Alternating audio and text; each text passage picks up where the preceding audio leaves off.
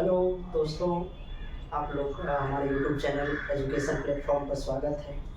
मैं अमित कुमार आप लोगों का स्वागत करता हूं हमारे यूट्यूब चैनल एजुकेशन प्लेटफॉर्म पर।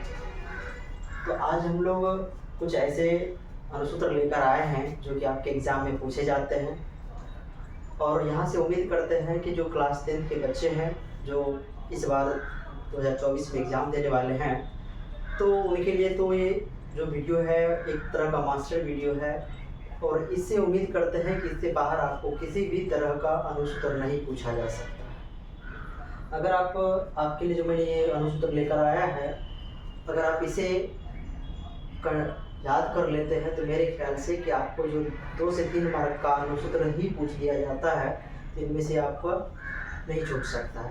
इसलिए आइए हम लोग देखते हैं आगे क्या है हमारा यहाँ पर अनुसूत्र सभी। तो चलिए हम लोग देखते हैं क्या है पहला। जैसा कि हम लोग देख रहे हैं क्या है, तो सी ए, चलिए इस साइड से आ जाता है। देखिए क्या है, तो पहला हमारा है कि CaOCl2, CaOCl2 जो कि व्यंजक चूर्ण, इसका सूत्र है व्यंजक चूर्ण का, और इसी को हम लोग ब्लीचिंग पाउडर भी कहते हैं। क्या कहते हैं? ब्लीचिंग पाउडर भी कहते हैं। व्यंजक चूर्ण और ब्लीचिंग पाउडर का जो अनुसूत्र होता है वह क्या होता है? CaOCl2, CaOCl2। इसे लिखने के लिए हम लोग इसको इस तरीके से भी लिख सकते हैं कि CaOCl ब्रैकेट के अंदर नहीं रहेगा, OCl और ये Cl, इस तरीके से भी हम लोग इसको लिख सकते हैं। ठीक, तो आप याद रख सकते हैं, इस तरीके से भी आपका ये लिखा जा सकता है, तो आप इस तरीके से याद रख लीजिएगा। दूसरा हमारा है कि जिंक ऑक्साइड। क्या है? जिंक ऑक्साइड है। इसको हम लोग यशद पुष्प के नाम से भी जानते हैं। तो क्वेश्चन पूछ दिया जाता है कि यशद पुष्प का अनुसूत्र क्या होता है, तो जिंक ऑक्साइड होता है। उसके बाद हम लोग देखें तो धोबिया सोडा। क्या है? धोबिया सोडा या वॉशिंग सोडा, इसको लोग सोडियम कार्बोनेट भी बोलते हैं। तो ये इसका जो अनुसूत्र होता है वो क्या होता है? Na2CO3 × 10H2O होता है। क्या होता है? Na2CO3 × 10H2O होता है। उसके बाद है कैल्शियम कार्बोनेट, चूना पत्थर, संगमरमर, खरिया, चौक, इन सभी का सूत्र जो होता है आपका CaCO3 होता है। क्या होता है? CaCO3 होता है। इस बात का आप लोग याद रख लीजिएगा। उसके बाद आपका है 5वां नंबर का देखें तो क्या है? बुझा चूना। क्या है? बुझा हुआ चूना भी कहते हैं इसको, बुझा चूना या बुझा हुआ चूना। और इसका जो जैसे चूना जल पूछे, चूना जल, तो इन दोनों का सूत्र आपका CaOH का होल 2 होता है। क्या होता है? CaOH का होल 2। उसके बाद आपका है 6 नंबर में अनबुझा चूना, इसी को हम लोग कहते हैं कली चूना। क्या कहते हैं? अनबुझा चूना या कली चूना का जो सूत्र होता है वह क्या है? क्या है? CaO। क्या है? CaO है। क्या है? CaO है। किसका? अनबुझा चूना या कली चूना का सूत्र। देखिए, दोनों को याद रखना बिल्कुल आसान है। इन दोनों को अगर आप बुझा चूना और अनबुझा चूना को याद रखना चाहते हैं तो बिल्कुल ही आसान है।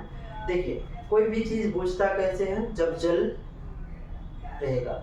जल होने के लिए हाइड्रोजन और ऑक्सीजन चाहिए। देखिए, ऊपर वाले में जो बुझा हुआ चूना है तो हाइड्रोजन और ऑक्सीजन अवेलेबल है, तो आप कह सकते हो कि ये बुझ जाएगा, इट मींस बुझा चूना हो गया। उसके बाद देखिए, नीचे वाले में O है लेकिन H नहीं है, तो हम कह सकते हैं कि ये नहीं बुझेगा, अनबुझा चूना है। तो हमको उम्मीद है कि इस बात को आप ध्यान रखिएगा, तो ये दोनों में कभी भी प्रॉब्लम नहीं आएगी कि बुझा चूना का सूत्र क्या होगा और अनबुझा चूना का सूत्र क्या होगा। उसके बाद है ग्लोबल लवण है, जिसका सूत्र Na2SO4 × 10H2O होता है। उसके बाद आपका सोडा एस है Na2CO3। उसके बाद जिप्सम का सूत्र देखें तो जिप्सम का CaSO4 × 2H2O होता है। इस बात का ध्यान रखिएगा। प्लास्टर ऑफ पेरिस का सूत्र CaSO4 × हाफ, जहाँ पर देखिए जिप्सम में 2 जल के अणु है, यहाँ पर आधे जल के अणु है। इस बात का ध्यान रखिएगा, दोनों में अंतर याद रखिएगा, नहीं तो बच्चे क्या करते हैं कि कंफ्यूजन में प्लास्टर ऑफ पेरिस का पूछता है तो वो लिख देता है, जिप्सम का पूछता है तो ये लिख देता है। तो इस बात का ध्यान रखेंगे। तो प्लास्टर ऑफ पेरिस में क्या होगा? आधे जल की अणु होगी, जबकि 2 जल की अणु कित में होगी, तो आप याद रखिएगा जिप्सम में। उसके बाद नीला थोथा, नीला थोथा का सूत्र क्या होता है, CuSO4 × 5H2 होते हैं, यहाँ पर जल के 5 अणु होते हैं। ग्लूकोज की बात करें, ग्लूकोज है इसका आपको क्या होता है, C6H12O6 होता है, इस बात पे याद रखिएगा। उसके बाद है आपका NaHCO3, क्या है NaHCO3, यानी इसको हम लोग बेकिंग सोडा या खाने वाला सोडा भी कहते हैं।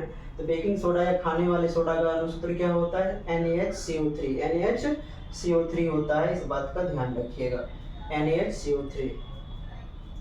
उसके बाद है आपका चीनी, चीनी का जो सूत्र होता है वो क्या होता है, C12H22O11 चीनी का सूत्र होता है, इस बात का ध्यान रखिए। तो चलिए इस चीज़ को आप याद रख लीजिएगा और कॉपी पर नोट कर लीजिएगा, जिससे कि आपका एक भी एग्जाम में ना 1 मार्क से बच्चे फेल भी होते हैं, है ना। तो इस बात का ध्यान रखिए कि आपका एक ऑब्जेक्टिव सही हो जाए। इस चीज़ को आप एक बार देख लीजिएगा और नोट कर लीजिएगा। चलिए आइए हम लोग इस सेट देखते हैं क्या है। इस सेट की अगर हम लोग बात करें तो 15 नंबर में आते हैं हम लोग, क्या है, एथिल अल्कोहल या एथेनॉल। एथिल अल्कोहल या एथेनॉल का जो सूत्र होता है वो क्या होता है, C2H5OH, C2H5OH। उसके बाद साधारण नमक का NaCl, क्या होता है, साधारण नमक का NaCl होता है। उसके बाद आपका 17 नंबर में देखें तो ये क्या है, कास्टिक पोटास का सूत्र है, KOH, ये जो कास्टिक पोटास है। उसके बाद हाइड्रोक्लोरिक अम्ल का सूत्र है HCl, सल्फ्यूरिक अम्ल का सूत्र है H2SO4, नाइट्रिक अम्ल का सूत्र है आपका HNO3, जल का सूत्र है H2O, और भारी जल का सूत्र क्या होता है, तो D2O, क्या होता है, D2O होता है, इस बात का ध्यान रखिएगा। जल और भारी जल दोनों में अंतर है ना, दोनों में बिल्कुल अंतर है, इस बात का याद रखिएगा। भारी जल का यूज हम लोग मंदक के रूप में, शीतलक के रूप में प्रयोग करते हैं। उसके बाद है मीथेन, या इसी को हम लोग मार्स गैस के नाम से जानते हैं। मीथेन को किस गैस के नाम से जानते हैं, मार्स गैस के नाम से जानते हैं, जैसे कि CH4 आपका मीथेन हो गया।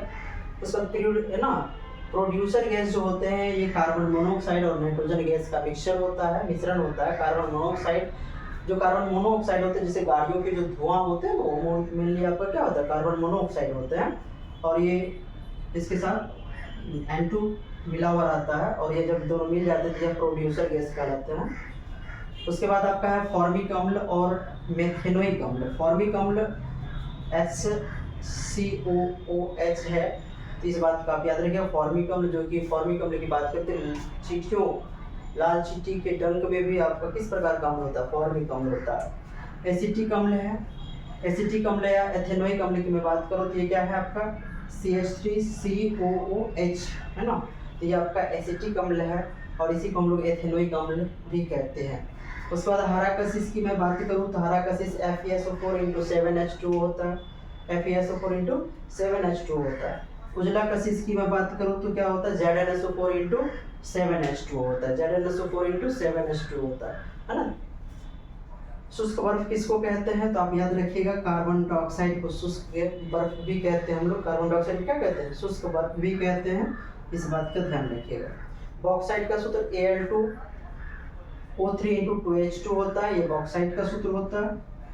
उसके बाद आपका है यूरिया, यूरिया का CONH2 का होल 2, और यूरिया आपको यह पता होना चाहिए कि यूरिया जो है प्रयोगशाला में निर्मित पहला कार्बनिक पदार्थ कौन सा है, तो वह हमारा यूरिया है ना, जिसका खोज वॉलर ने किया था, है ना, जिन्होंने कि वॉलर ने अपने गुरु जिसका नाम था वर्जिलियस, क्या नाम था, वर्जिलियस की बात करें तो उसके जो है सिद्धांत को इन्होंने गलत साबित कर दिया था, है ना। जीवन शक्ति का जो सिद्धांत दिया था वर्जिलियस ने दिया था, और उसने क्या कहता है कि कभी भी प्रयोगशाला में कार्बनिक पदार्थ नहीं बनाया जाता, ये किसी जीव से के शरीर में स्वतः बनता है। लेकिन इस बात को क्या किया, वॉलर ने गलत साबित कर दिया, है ना। तो क्योंकि उन्होंने जो है प्रयोगशाला में अमोनियम साइनेट को गर्म करके यूरिया प्राप्त किया था।